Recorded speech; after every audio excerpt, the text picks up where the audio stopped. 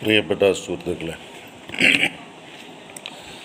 ഛത്തീസ്ഗഡിലെ സംഭവം നമ്മളൊക്കെ പല മാധ്യമങ്ങളിലൂടെയും മനസ്സിലാക്കുകയും പറയുകയൊക്കെ ചെയ്തതാണ്. ശക്തമായ ഭാഷയിൽ തിരുവനന്തപുരത്തിൻ്റെ മേജർ ആർച്ച് ബിഷപ്പ് കർദിനാൾ മാർ ക്ലീമീസ് കത്തോലിക്ക ബാവ സംസാരിച്ചു. ഇതര സഭയിലെ ലാറ്റിൻ സിറോ മലബാർ മലങ്കര സഭയിലെ പല വൈദികരും ഇതിനെതിരെ പ്രതികരിച്ചു. സിസ്റ്റർമാരും വിവിധ കോൺഗ്രിഗേഷനിൽ നിന്ന് അതിന് പരസ്യമായിട്ട് അതിൻ്റെ പ്രതിഷേധം അറിയിച്ചു എന്നത് സത്യമാണ്. ഇവരെയൊക്കെ പ്രത്യേകം അഭിനന്ദിക്കുന്നു. എന്നാൽ ഞാനൊരു കാര്യം എടുത്തു പറയാം. എല്ലാ ഹിന്ദുക്കളും ബി ജെ പിക്കാരല്ല, എല്ലാ ഹിന്ദുക്കളും ബജരംഗികളല്ല. ഏകോദര സഹോദരങ്ങളെ പോലെ എത്രയോ കർമ്മങ്ങൾക്ക് നമ്മൾ പരസ്പരം ബന്ധിതമാണ്. അതുകൊണ്ട് എന്തായാലും ഛത്തീസ്ഗഡിൽ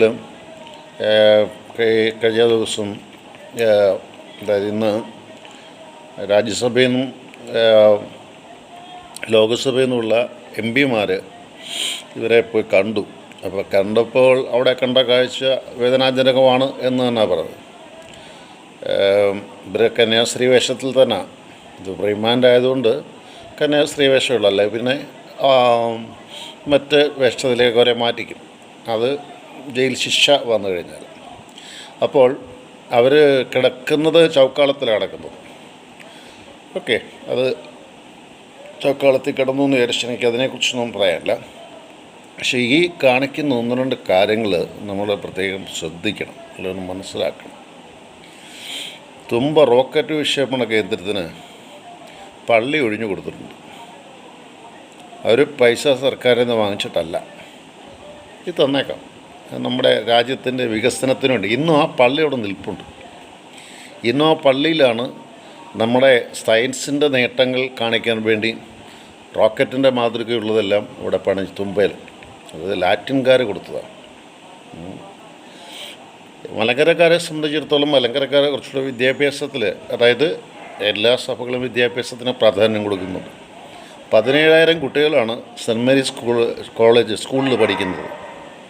പട്ടം സെൻറ്റ് മേരീസ് സ്കൂളിൽ നെൽസൺ അച്ഛനന്തോൽപ്പം ഇവിടുത്തെ പ്രിൻസിപ്പൽ. ഇത്രയും കുഞ്ഞുങ്ങൾ പഠിക്കുന്നതിനകത്തൊന്നും ഒരു ജാതിയും മതമൊന്നുമില്ല. ലയോള കോളേജിലാണെങ്കിലും ക്രൈസ്റ്റ് നഗറിലാണെങ്കിലും നമ്മുടെ മാരിയോനസ് കോളേജിലാണ്, അതിന് തന്നെ എത്ര ബിൽഡിങ്സാണ് അറിയുക. മാരിയോനസ് college, Mar Baselios engineering college, അച്ഛന്മാർ പഠിക്കുന്ന സെമിനറി, ഇവർക്കൊക്കെ താമസിക്കാനുള്ള കോളേജിലുള്ളവർക്ക് താമസിക്കാനുള്ള ഹോസ്റ്റൽ സൗകര്യം, ആർട്സ് ആൻഡ് സയൻസ് കോളേജ്, അത് മലങ്കര സഭയുടെ ആദ്യത്തെ പിതാവ് മാർ ഇവാനിയോസ് സ്ഥാപിച്ച സ്ഥലമാണ്. ആ പള്ളിയെ ആ വിദ്യാഭ്യാസ സ്ഥാപനം. താഴോട്ട് വരുമ്പോൾ തന്നെ അവിടെ തന്നെ ബദനിക്കാർക്ക് സ്കൂളുണ്ട്. ബദനിക്കാരുടെ ആ സേവനം വളരെ ശക്തമായിട്ട് കേരളത്തിലുടനീളമുണ്ട്. ഞാൻ എടുത്തു പറയുന്നില്ല, എല്ലാം ഒന്നും എടുത്തു പറയുന്നില്ല. അവിടെ തന്നെ SHൻ്റെ മഠമുണ്ട്. അവിടെ ബദനി സിസ്റ്റേഴ്സിൻ്റെ സ്ഥാപനം തൊട്ടടുത്തുണ്ട്. ഇവിടെ എല്ലാം സെൻകുരത്തിൽ എത്ര കുട്ടികളാണ് പഠിക്കുന്നത്? സെൻകുരത്ത് ഗേൾസ് HS ആണ്. അവിടെ എത്ര കുട്ടികളാണ് പഠിക്കുന്നത്? ഇന്ന് അക്കാഡമിക് തലത്തിൽ ഉന്നത വിദ്യാഭ്യാസം നേടിയിട്ടുള്ള ജയകുമാർ സാറ് IAS അദ്ദേഹം മാരിയോനസിൻ്റെ പ്രോഡക്റ്റാണ്. മാരിയോനസ് പ്രോഡക്റ്റിൽ നിന്ന് ഒരുപാട് പേര് എനിക്ക് എടുത്ത് പറയാം, തലപ്പത്ത് എത്തിയിരിക്കുന്നവരെ. അവിടെ നിന്ന് ജാതിയോ മതമൊന്നും വെച്ച് പഠിപ്പിച്ചല്ല. അതുകൊണ്ട് വിദ്യാഭ്യാസ സേവനം ചെയ്യുന്നതോടൊപ്പം തന്നെ മാതൃ ശുശ്രൂഷ രംഗങ്ങളിലും കത്തോലിക്ക സഭയ്ക്ക് നല്ല റോളുണ്ട്. പുഷ്പഗിരി തിരുവല്ല, അല്ലെങ്കിൽ സെൻറ്റ് ജോൺസ് അഞ്ചൽ DMCC നടത്തുന്ന ഹോസ്പിറ്റലുണ്ട്. അവിടെ സ്കൂളുകളുണ്ട്, അവിടെ കോളേജുണ്ട്. പ്രിയപ്പെട്ട സുഹൃത്തുക്കളെ, ഇവിടെയൊക്കെ വിദ്യാഭ്യാസം ഇത്രയും കൊടുക്കുന്ന ആളുകൾ ഉണ്ട്. നിങ്ങൾ വിചാരിക്കുന്നു ഈ മഠത്തിലെ ജീവിതമൊക്കെ ഭയങ്കര സുഖമാണ്. ഒന്നുമല്ല. ദാരിദ്ര്യത്തിൽ കഴിയുന്ന, ദാരിദ്ര്യം നന്നായിട്ട് പ്രസംഗിച്ച് പഠിപ്പിച്ച് ജീവിക്കുന്ന വിശുദ്ധകളാകുന്ന കന്യാസ്ത്രീകളുണ്ട്. എല്ലാ അച്ഛന്മാരും ഒരുപോലല്ല. ചിലപ്പം നമുക്ക് ഫ്രാങ്കോ മുളയ്ക്കലിനെ പോലെയൊക്കെ ചിലപ്പം ചൂണ്ടിക്കാണിക്കാൻ സാധിക്കുമായിരിക്കാം. എന്നാൽ വിശുദ്ധരായ അച്ഛന്മാരുണ്ട്, സന്യാസ വൈദികരുണ്ട്, അല്ലാത്ത പ്രേക്ഷിത പ്രവർത്തനം ചെയ്യുന്ന വൈദികരുണ്ട്. പ്രിയപ്പെട്ട സുഹൃത്തുക്കൾ, ഇതൊന്നും മറക്കരുത്. ഞാൻ ഒന്നുകൂടെ പറയാം. ഇത് പറയാനുള്ള കാരണം, ഞാൻ ബത്തേരി പോയിട്ടില്ല. ഞാൻ ബത്തേരി വണ്ടി ഓടിച്ചു കൊടുന്ന് പോയിട്ടില്ല. വെറും വണ്ടിയല്ല, ഞാൻ മരിച്ചുപോയ അല്ലെങ്കിൽ കാലം ചെയ്ത ദിവനോസിസ് പിതാവിൻ്റെ പുസ്തകം ഞാൻ കൊണ്ടുപോയി ഇവിടുന്ന് ഓടിച്ചുകൊണ്ട് മറ്റഡോറ. ഇന്ന് ഞാൻ വാഹനം ഓടിക്കുകയാണ്. പ്രിയപ്പെട്ട സുഹൃത്തുക്കളെ, അവിടെ നമുക്കൊരു കോളേജുണ്ട്. നല്ല വിദ്യാഭ്യാസമുള്ള ഒരാളാണ് ഇപ്പോഴത്തെ അവിടുത്തെ മെത്രാച്ചൻ കോന്നാത്ത് പിതാവ്.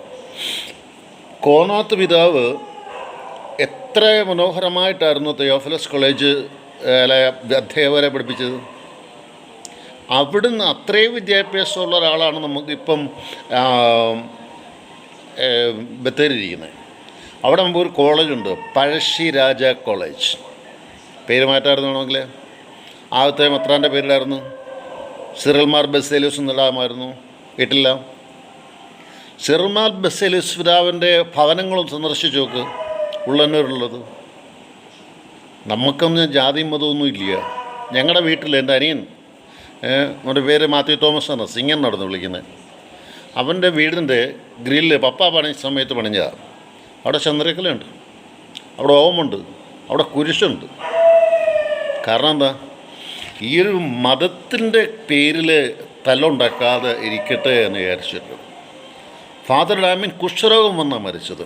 എൻ്റെ ഫാദർ ഡാമിൻ കുഷ്ഠരോഗം വന്ന് മരിച്ചത് കുഷ്ഠരോഗികളോടൊപ്പം പോയി നിന്നാണ് അവിടെ ശുശ്രൂഷ ചെയ്ത് കുഷ്ഠരോഗം തന്നെ പേടിച്ച് മരിച്ചത്. മാർ തെരേസ ഈ ഇന്ത്യയിൽ വന്ന് എന്തെല്ലാം നല്ല കാര്യങ്ങൾ ചെയ്തു. ഒരാരെ മാനസാന്തരപ്പെടുത്തിയില്ല. അവരെ അറസ്റ്റ് ചെയ്യാനായിട്ട് എനിക്ക് തോന്നുന്നു ദ മദർ എന്നുള്ള ബുക്ക് ഒരു IAS എഴുതിയിട്ടുണ്ട്. അതിൻ്റെ പേര് അമൃതയുടെ.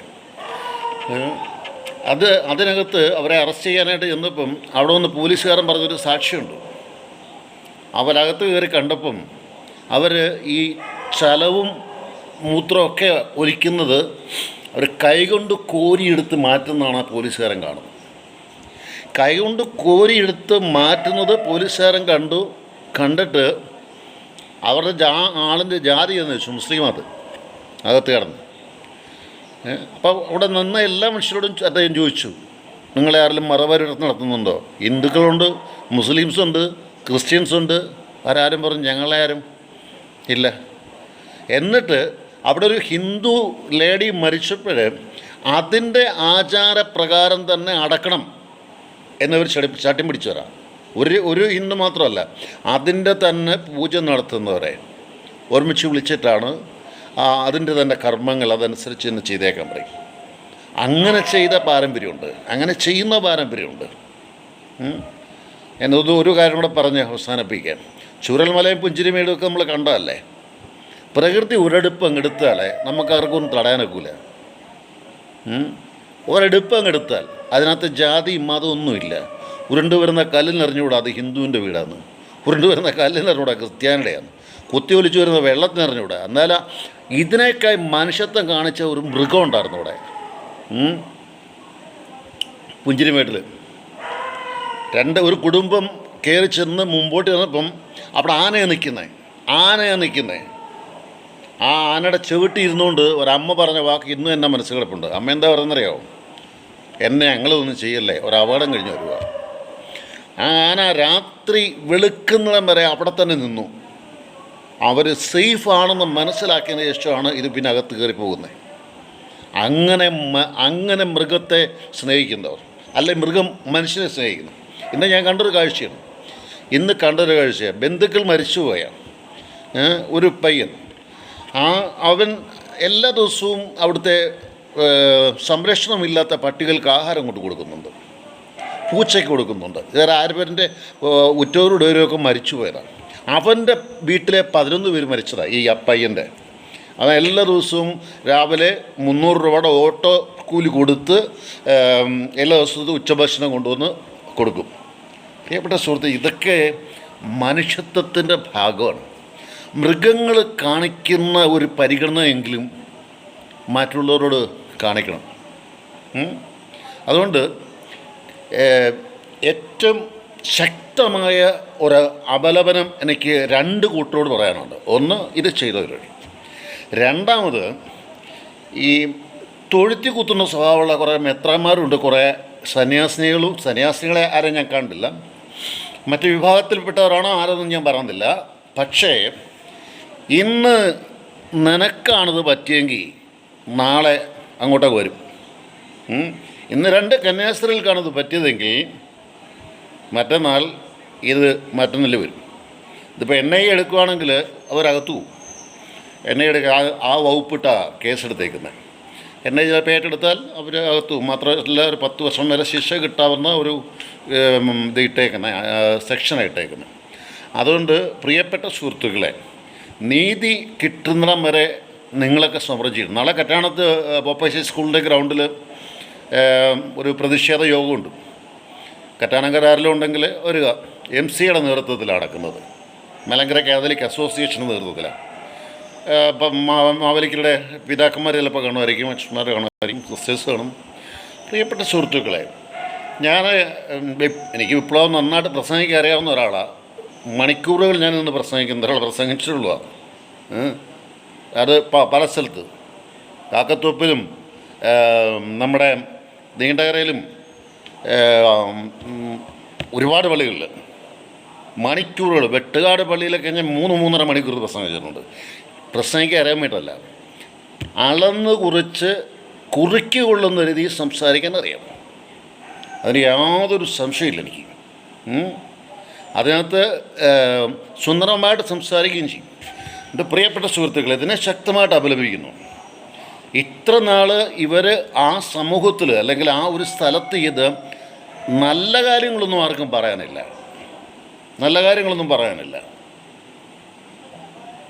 മനുഷ്യക്കടത്തെന്നുള്ള ഒരാക്ഷേപം ഇട്ടേക്കുന്നു. മനുഷ്യക്കടത്തിനൊന്നും ഞാൻ യോജിക്കുന്നില്ല. പക്ഷേ ഇവരെ അന്യായമായിട്ടാണ് തടങ്കലിൽ പാർപ്പിക്കുന്നതെങ്കിൽ അത് നീതി കിട്ടുന്നിടം വരെ കാത്തലിക് ബിഷപ്പ് മാത്രമല്ല, മർത്തോമ, യാക്കോബ, CSI, പെന്തക്കോസ്, ഇതര വിഭാഗത്തിൽപ്പെട്ട എല്ലാവരും തന്നെ പ്രതികരിക്കണം. പിന്നെ ഒരു കാര്യം കൂടെ ഞാൻ പറയാം, അല്പമെങ്കിലും മനുഷ്യ സ്നേഹമുള്ള ഹിന്ദുക്കളും പ്രതികരിക്കണം. അല്പം സ്നേഹമുള്ള ഹിന്ദുക്കളും പ്രതികരിക്കണം. ഇവിടുത്തെ മുസ്ലിംസും പ്രതികരിക്കണം. തീവ്രവാദികളെ എങ്ങനെയായാലും ഒറ്റപ്പെടുത്തണം. ഓപ്പറേഷൻ സിന്ദൂർ മനോഹരമായിട്ട് നടത്തി. അതിന് ഞാൻ തീർച്ചയായിട്ടും മോദിയെ അഭിനന്ദിക്കുന്നു. അല്ല, അദ്ദേഹത്തിൻ്റെ കൂടെ നിന്നവരെയൊക്കെ നന്നായിട്ട് അഭിനന്ദിക്കുന്നു. എൻ്റെ പ്രിയപ്പെട്ട സുഹൃത്തുക്കളെ, അന്നേരം നമ്മൾ ഏകോദര സഹോദരങ്ങളെ പോലെ സപ്പോർട്ട് ചെയ്തത്. ഏതെല്ലാം രാജ്യങ്ങളിൽ ആർക്കും വേണ്ടാത്തവരെ നോക്കാനായിട്ട് ഈ സിസ്റ്റർമാർ പോകുന്നുണ്ടെന്നറിയോ? ഈ വൈദികർ പോകുന്നുണ്ടെന്നറിയോ? ഏതെല്ലാം രാജ്യങ്ങളിൽ. ഇനി ഞാൻ വേറൊരു കാര്യം കൂടെ പറയട്ടെ. പ്രിയപ്പെട്ട സുഹൃത്തുക്കളെ, ഗൾഫ് കൺട്രി ഇല്ലായിരുന്നെങ്കിൽ ഇവിടുത്തെ ഭയങ്കര പൈസക്കാരെന്ന് പറയുന്നവരൊക്കെ എത്ര പൈസ ഉണ്ടായിരുന്നു?